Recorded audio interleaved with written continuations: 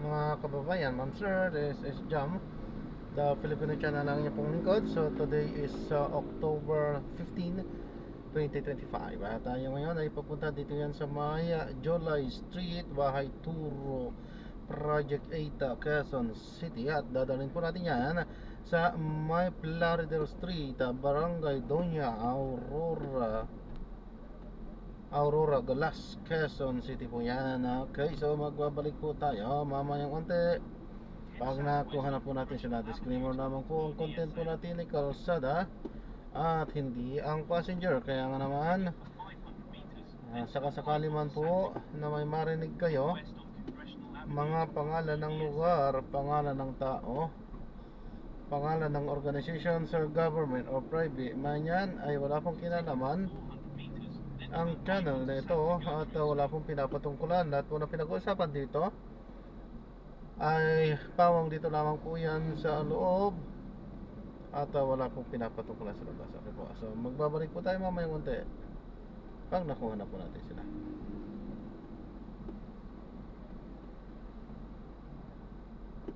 Head west on Congressional Avenue towards EDSA. At yan, makinig tayo ng mga nagbabagang balita at mga talakayan habang tayo ay hindi pa nakakarating doon sa ating pick up area. Well, hindi pa naman mabubuo bilang storm o tropical depression. Okay. So, yung pong nararanasan natin ay puro mga thunderstorm. So, yan po ang magtutuloy-tuloy ba until weekend?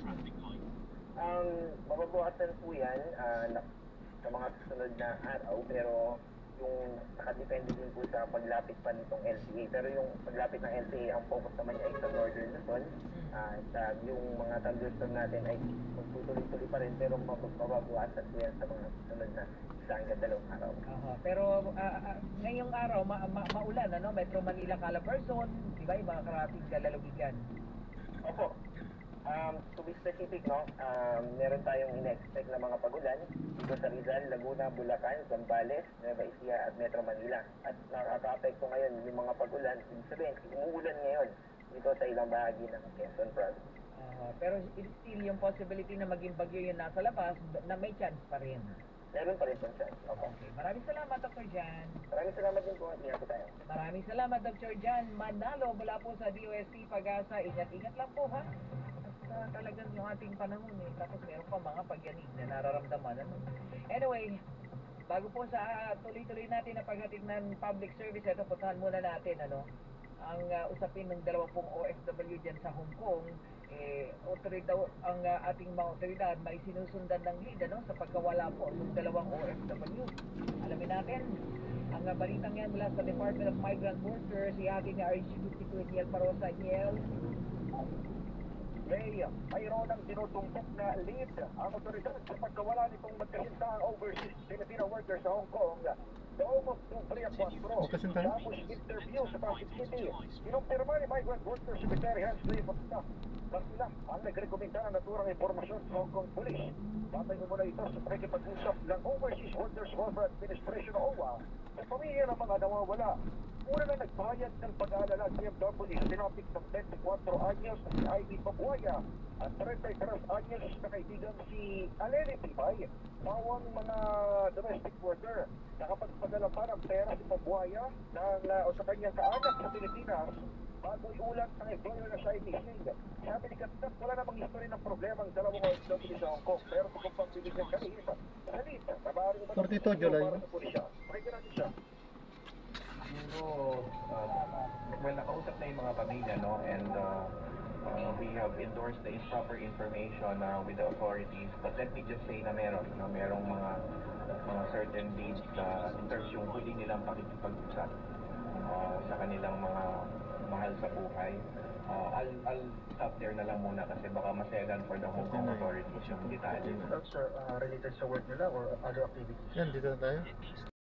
Paalam po ako, ito yung pinakadaskan po natin. Nagre-record po yan sa kalsada, i-upload ko sa aking YouTube channel. Okay. Salamat. Mga pagyanig, paggalaw ng lupa na nararanasan pa rin. After nga po nung mag 7.4 na ito na pagpipigil sa ating mga kababayan sa Dito dapat may ano tong gate nyo dito. Dapat may bubong ito kasi pagka magkukuha ng ID mababasa eh.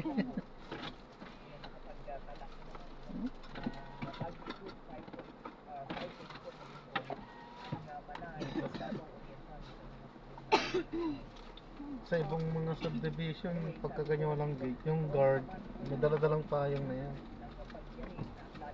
Basta inabot na lang. Ayos lang, nakalaminate naman daw eh. Hindi naman mababasa. In 100 meters, turn right at the traffic light.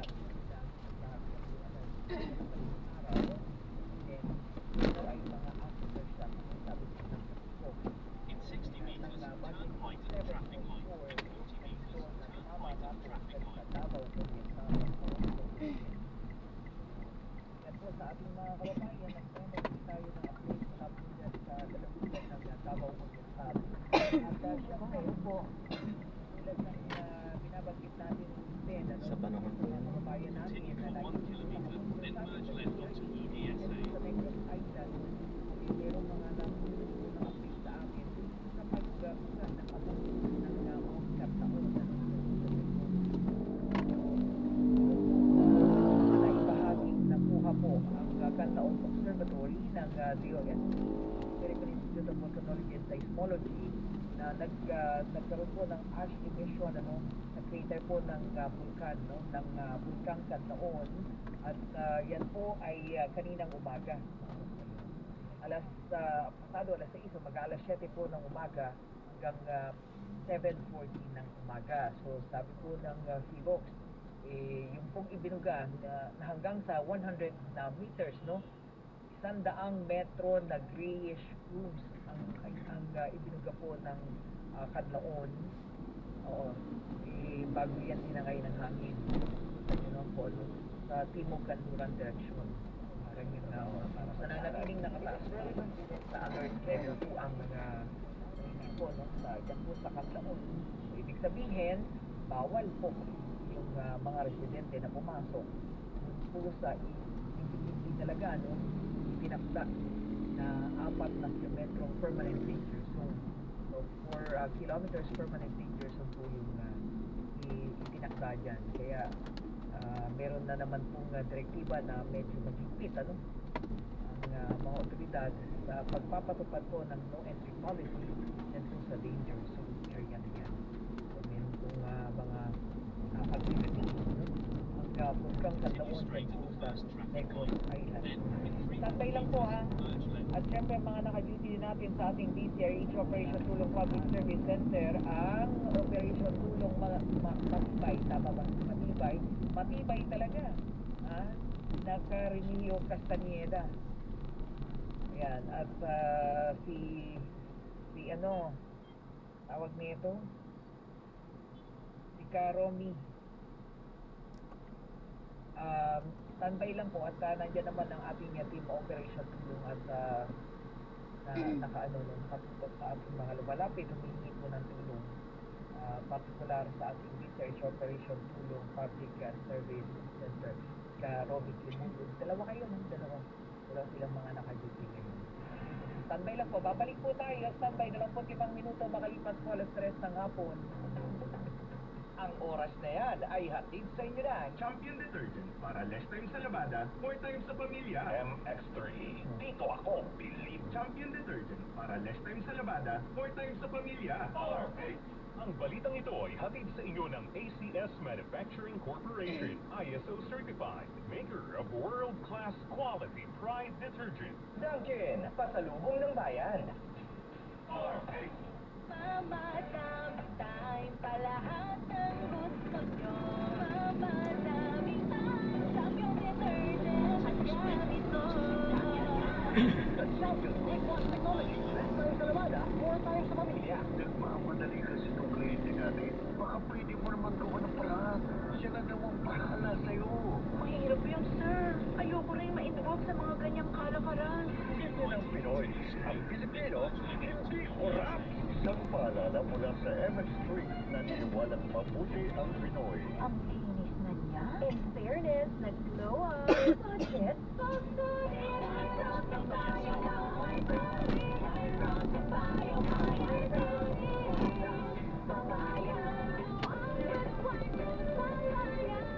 Ulit ang glow up sa White Rose Papaya. May papaya, ginayat na design para sa cooking power times 0 plus shea butter and nutrient oil. White Rose Papaya. Ulit ang glow up. Regular use helps. Results may vary. White Rose Papaya. Manufactured by KPS and so certified good and confident. Smells good. Tikman natin. Lovely Everest refrigerator. Love. Ano Everest luto in the world? Of course. Yung ginawa natin together. Everest refrigerator. Keeps food smelling fresh. Everbest from Everest. Everest appliances. Health, wellness, energy saving. Everbest from Everest. Available in major appliance stores nationwide.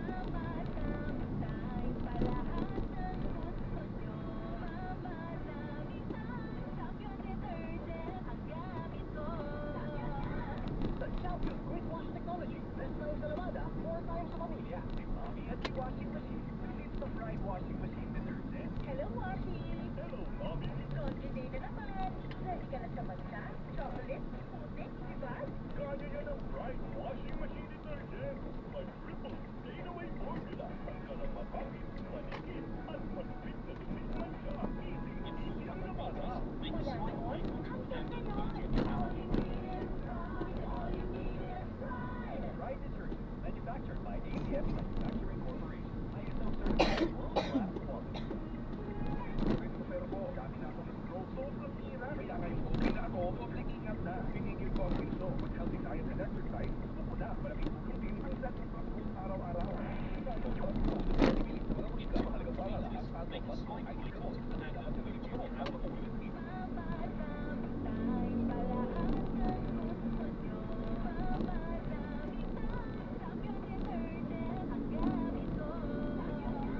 The Champion Quick Wash Technology. Best tayo sa Lamada. 4 times sa pamilya. Maulan man, no worries na amoy kulog ang gamit.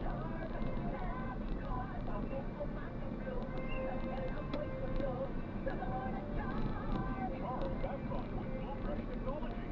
Yung 99.9% of kulot causing bacteria tested. May aroma burst down, thousands of flowers and berries. Ang sampay sa loob, no amoy kulog. Manufactured by ACS Manufacturing Corporation. ISO certified world-class quality.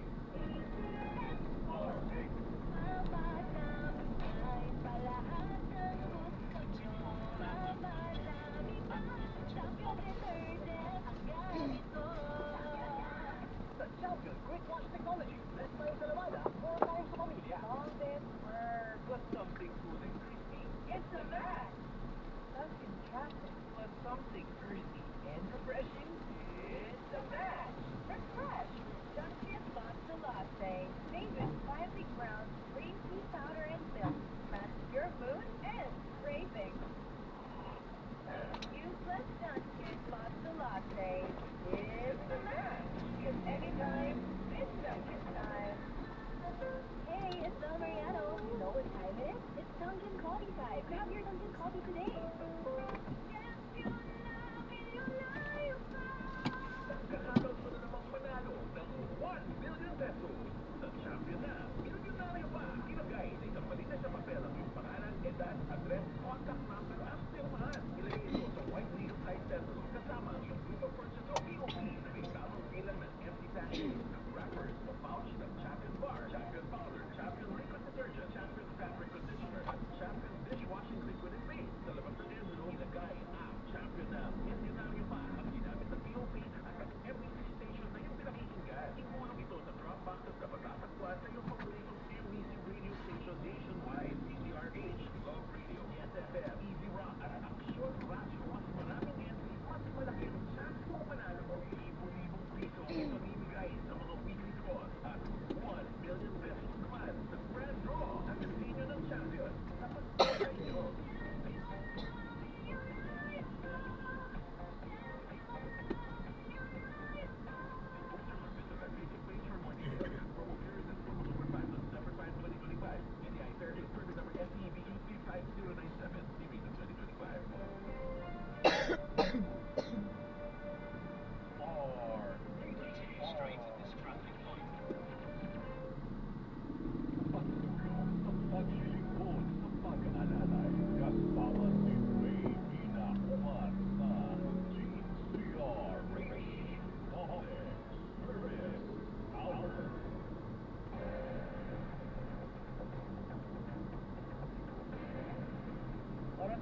Ayan, 32 minuto makalipas po ang alas 3 ng hapon.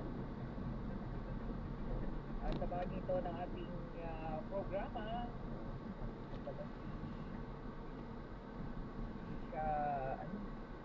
sigaw ang mga lifetime.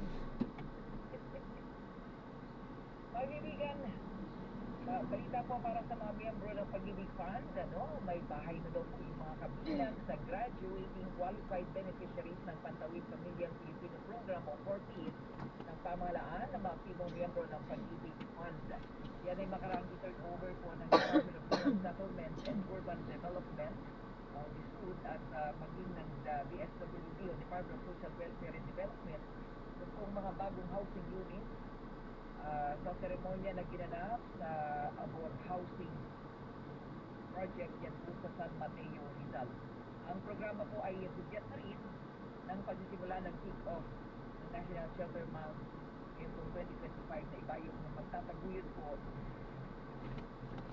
sa direktiba ni Pangulong Bongbong Marcos sa bigyan ng disente at affordable na matitirahan ng bawat pag-Pilipino. Pinapakita po ng programa ang pagkakaisa at pagtutulungan ng mga kinaukulang ahensya ng gobyerno at ng mga lokal na pamahalaan para mas mapalawak yung pagbibigay po ng bahay sa ilalim ng expanded pambansang pabahay para sa Pilipino program o yung 4PH.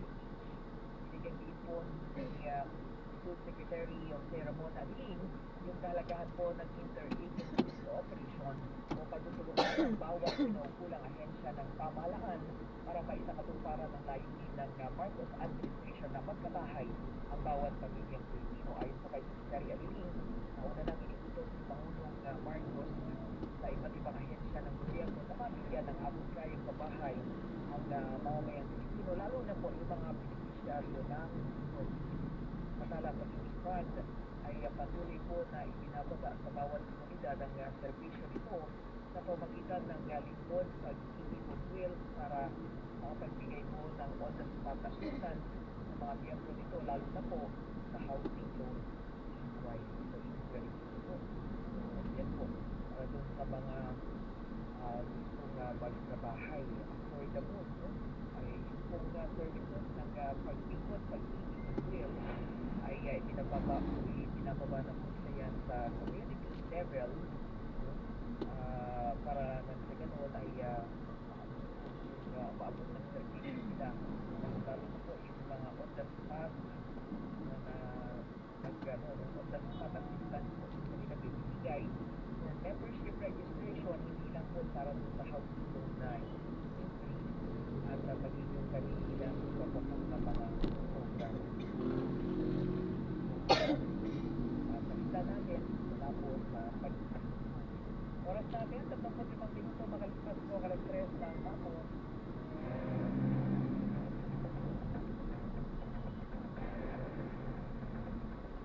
Ayan, mga kaibigan, sabayan po natin tayo po ay nakipag-ugnayan sa Bacoor, particular yan po sa meron po kasi yung kanina yung mga balita natin, merong about 1,000 families daw, alam natin baka may update ang Bacoor.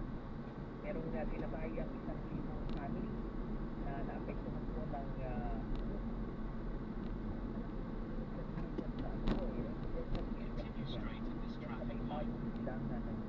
may isang stress na Bacoor, hindi pa rin narinig ko kanina kay Noche Kakay ang sabi po ng Bureau of Fire Protection parang nasa pagkaya ay stress na mga kabahayan ang dami.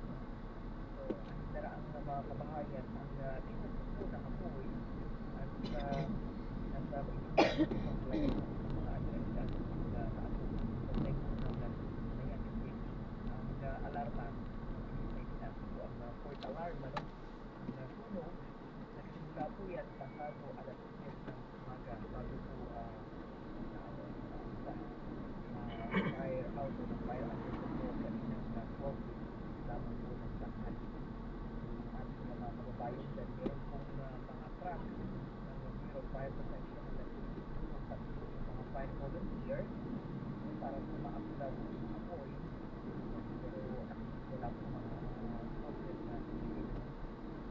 casualty na po sa mga yan.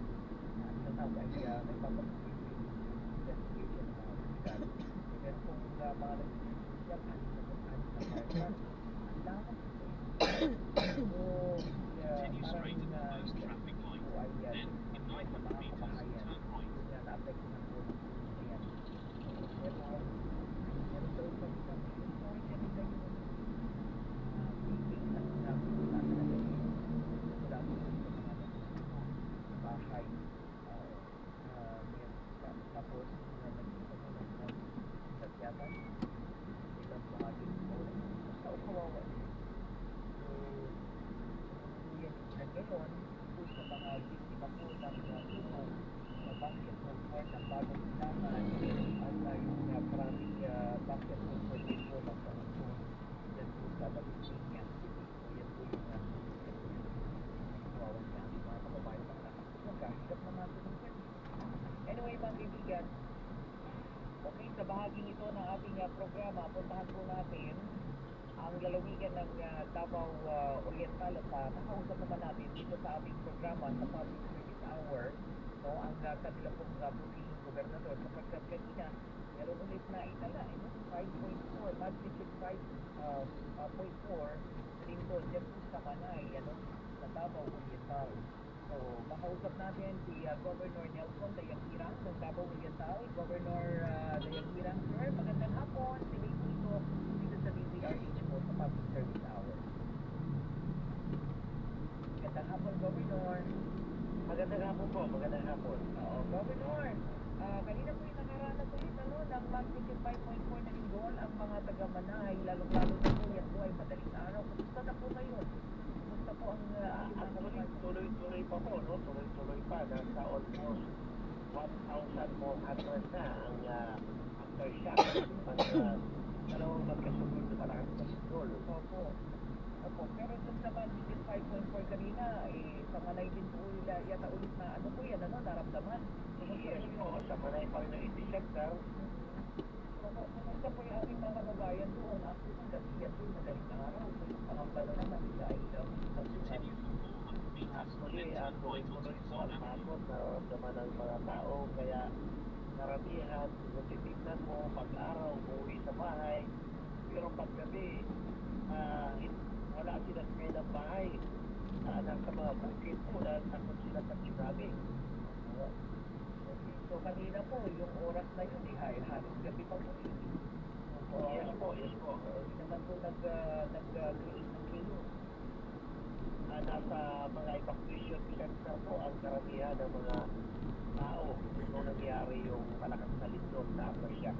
So, ibig sabihin, baka napalabas na po yung mga tao sa kanilang sa evacuation center. Totoo po yan. May mga report po tayo natanggap. So, sa mga pagkakataon na ito, Governor, ay meron na po ba tayo mga psychosocial kasi yan na po ang kailangan ngayon din po dahil ang mga ayuda din naman po ay tuloy na po po. So, meron na po ba? Oo. Go ahead po. So far, na-deploy na po natin sa iba-ibang bayan para magtulungan ang ating mga kababayan. Opo. Yes, Governor. So, yung pa meron na pong mga psychosocial intervention na ginagawa. Yes po. Na-deploy na po natin. Opo. Governor, sa monitoring po ninyo sa mga lugar at na nasa Davao Oriental, meron na po ba tayong mga detalye ng worst na nararanasan ng ating mga kababayan sa kanilang mga nararamdaman ngayon na takot at yun po ba ay na-address na?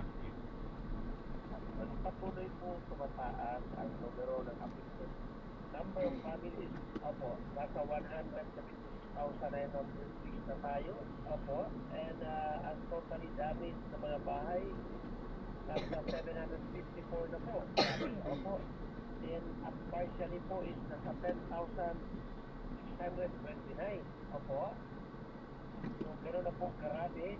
And ang total injured po natin is 294 at nanapin tatlo ang patay. Tatlo. Opo. Pero doon po sa mga malalakas na magnitude, may coordination po kayo naman sa sa Timok. ano yung mga possible pa, kasi medyo malakas po yan, parang pagkaganyan, parang hindi aftershock yung dating niya, Governor. Yes po, malakas pa rin eh. Mhm.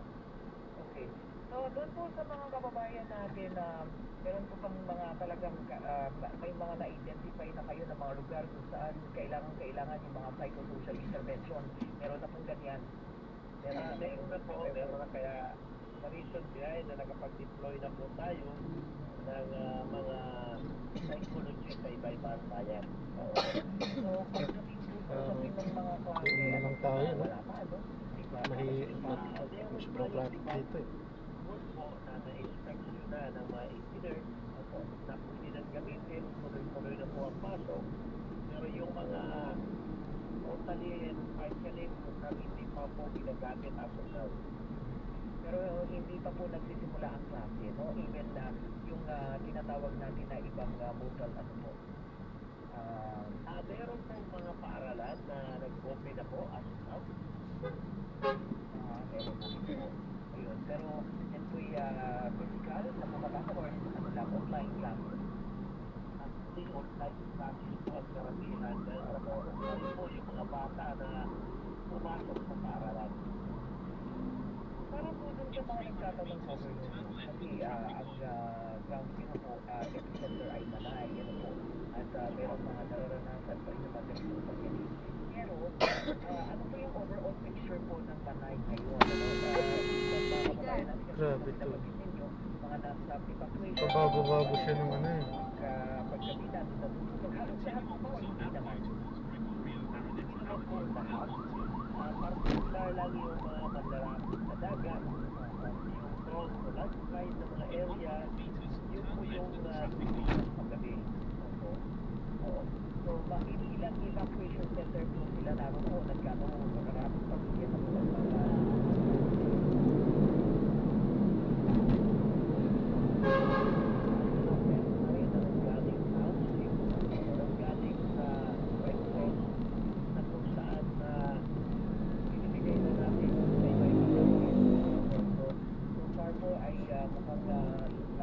supportive naman tayo ng dating community na ito sa mga pagkain at tubig or meron pa rin tayong kakulangan.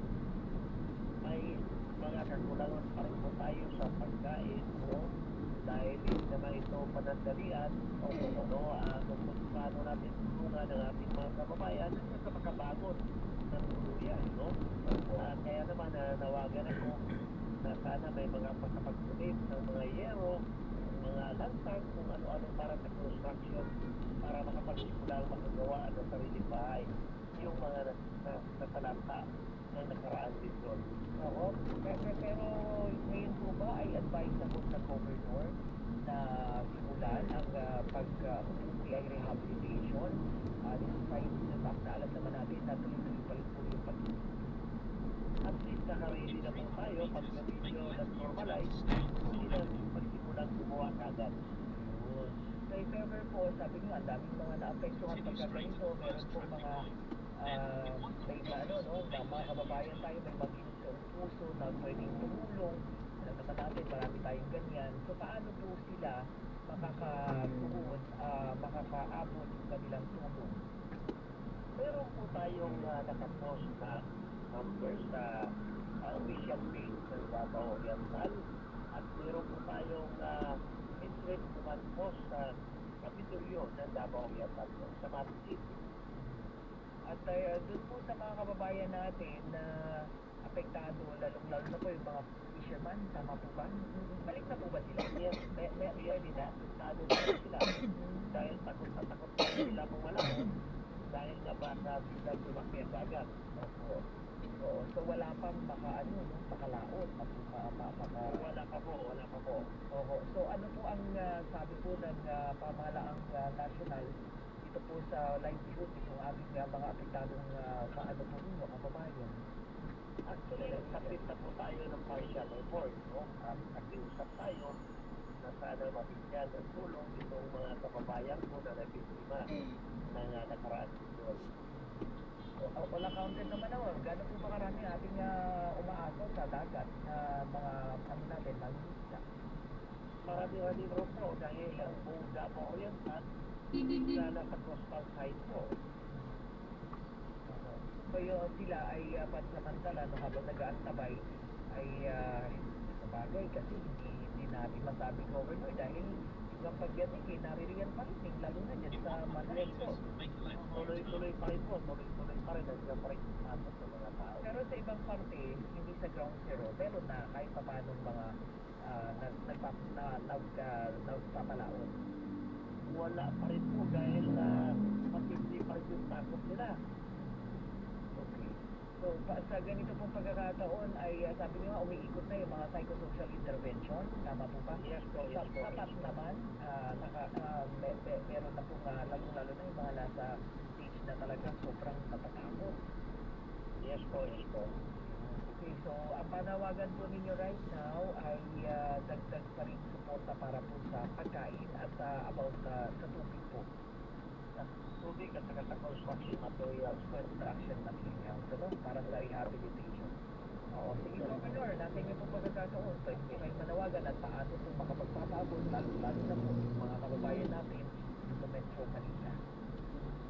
Sa ating mga kababayan na nawagan, sa mga ang puso, na baka gusto nyo tumulong, at pakiusap ko lang kung sana, kung may problema pa rin kami, kakulangan ng tubig, at sa pagkain, at lalong-lalo na sa rehabilitation namin, kailangan namin ang mga construction materials para sa mga sirang kabayan. Okay, maraming salamat Governor ha, at ingat po kayo. Maraming salamat po, maraming salamat. Ayan, mga kaibigan, Governor Nelson Dayantigang ng Davao Oriental. So, may panawagan po sila ng suporta pa rin. Pero siyempre, ayan, doon sa mga maayos ay magpaabot. So, nga naman, pagdating sa rehabilitation, marami silang maasahan sa makalalabigan ng mga kailangan. Like mga yero, mga paso, na pwedeng agad-agad ay hindi naman agad-agad. Kahit pa paano ay unti-unti naitayo na mga nagibang bahay. Sandali lamang po ha, 49 na minuto makalipas po ang alas 3 ng hapon.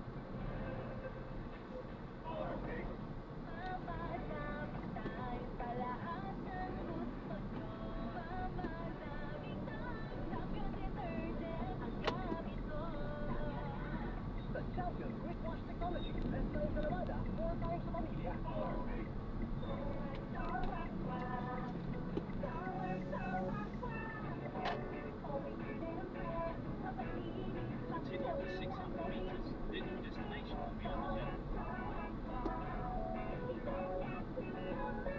Starwa, ang number 1 floor wax may waterproof formula kung saan walang tubig, balik yung damang sahig.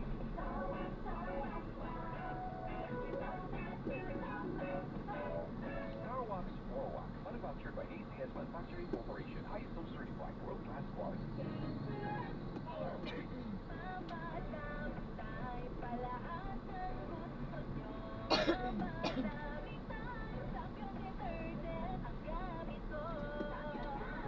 The Champion Quick Wash Technology. This time sa Lavada, more times sa pamilya.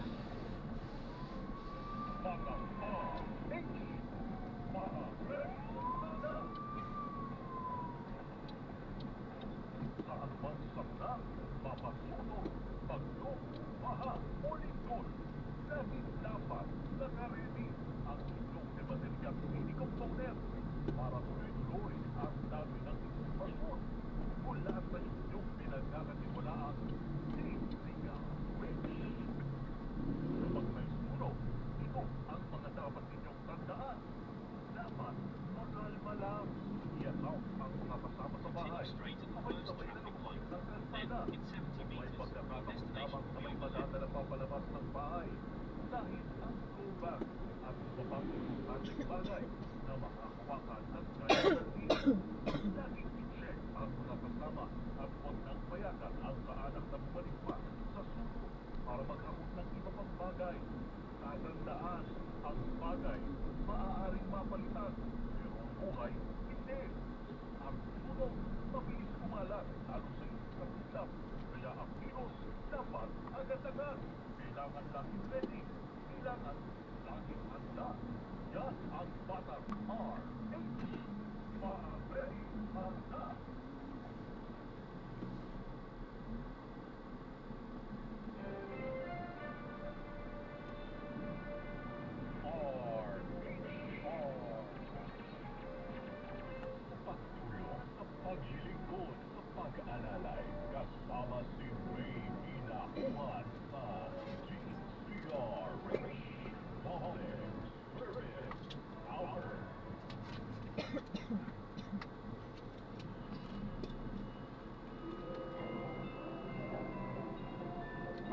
Alright, ito na ang chance mo na manalo ng isang 500 pesos kapag dating mo na ang mahiwagang tring-tring. Tignan mo lang iyong cellphone baka ikaw na ang susunod nating winner sa tring-tring panalo malakas sa telepono. Para sumali, bisitahin ang Facebook page ng DZRH, fill ang barangay Rosita na kapis DZRH every page at hintayin ang aming tawag sa telepono. Kagig na! Gusto mo nga bang manalo ng 500 pesos? Hala, ihanda lang yung mga telepono ha. Dahil baka ikaw na ang susunod naming tatawagan. Hintayin lang ang mahiwagang kring-kring para magkaroon ng chance manalo sa aming kring-kring panalo malakas sa telepono promo. Meron na ba? Meron na? Ayan na. Kausapin na natin ha. Anong pangalan po? Magandang hapon. Hello po, magandang hapon. Uy, magandang hapon. Ano pong pangalan? Ako po si Lerto Bella. Okay. Taga saan po kayo? Ano mo po Francis?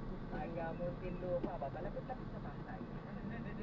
Kailangan ko lang... Kuya, dyan lang sa gilid ng poste sa pangalawa. Ang 500 pesos. Tama ba? Mel? Tama ba? Oo. Yes. Ayan. Handa ka na. Dun po sa Handa ka na gilid. ba? Handa na po. Yun. Handa na. Ano ang kauna-unahang radyo sa Pilipinas? Sige po. CZRH. Wow. Congratulations. Dahil Tama yan. po. Nanalo ka ng 500 pesos. Pag ibababa ang telepono Kuya. para malaman mo kung paano mo Sa kabila makukuha na ang lang. iyong presyo. Salamat. Salamat po. Yes, pumunta mula sa Lupa Panalo ng pera. Yes, salamat. Ano? Sorry. Sa to amak. Sorry.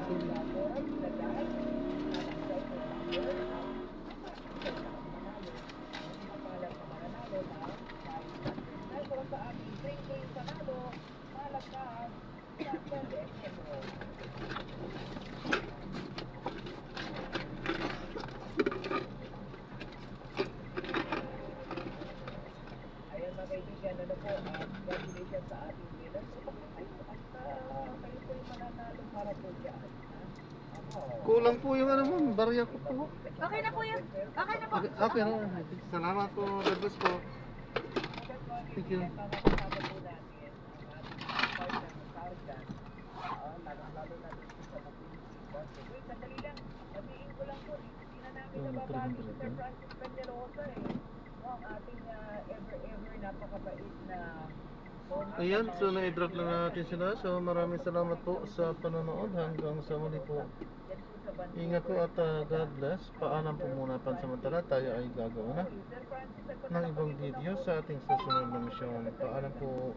This is pa rin. The Filipino Channel ang inyong pong likod para po.